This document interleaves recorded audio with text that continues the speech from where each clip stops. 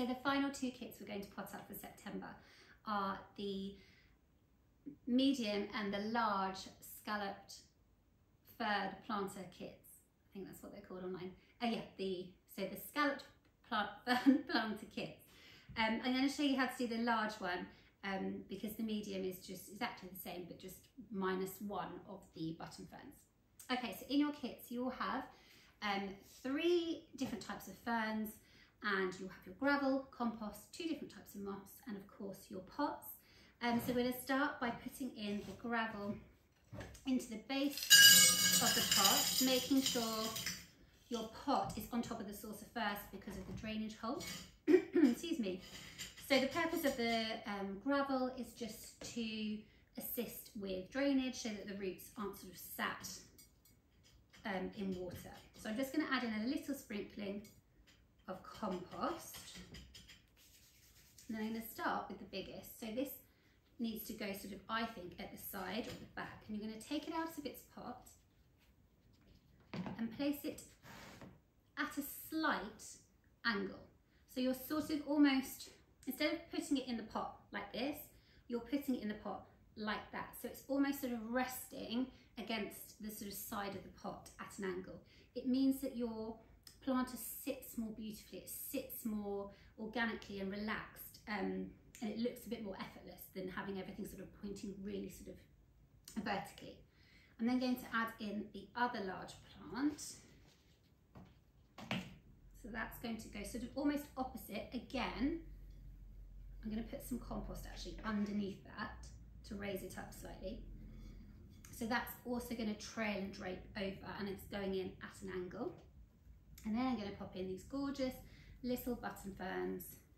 Now, these will need sort of a handful of compost underneath them to raise them up. So I'm putting 2 handfuls underneath those plants. Oh, sorry, I didn't realise I didn't have a pot and I was a bit heavy-handed. So that's going to go there, again, at an angle. It's going to trail and drape over the side. And then the same for this one at the back. And it's just gorgeous to see all of these lovely textures all together.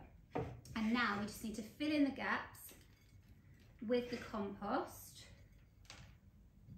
So there will be 1, 2, 4 gaps.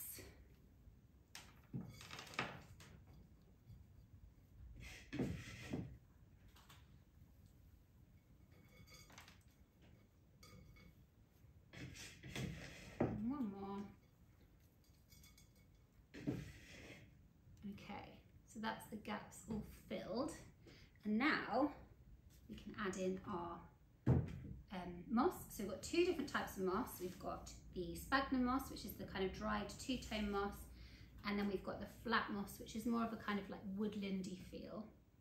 It just adds a really nice texture. So just placing that over the compost. In terms of care for your planters, the soil needs to be kept damp. So I would be watering sort of once a week, giving it a good drench and then leaving it be.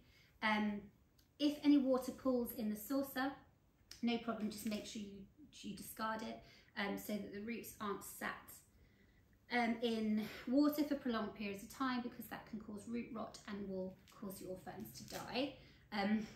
Sorry to be a bit harsh there, but yeah, that's one of the main causes of sort of ferns being chucked away. So keep the soil damp, water about once a week.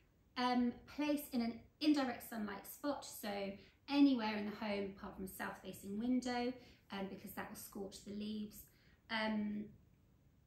You can take away any sort of dead leaves as and when, that's totally normal. It's just about sun or getting to certain points, so you'll probably find it the most sort of inside the plants. So you can take those off. What else? Try not to touch your ferns too much. They don't really like it. They don't like the natural oils. These ferns aren't necessarily affected. I don't know. I haven't sort of seen a lot of research, but I know with all the maidenhair ferns, they don't like it. So just to kind of give your ferns the best chance, try not to touch them too much, just in case. And that's about it. So damp soil, indirect sunlight, not south facing, window, and that's about it. So there you have it. So that is your large scalloped fern plant kit, and then it's exactly the same, just minus one of these little gorgeous button plants in your medium.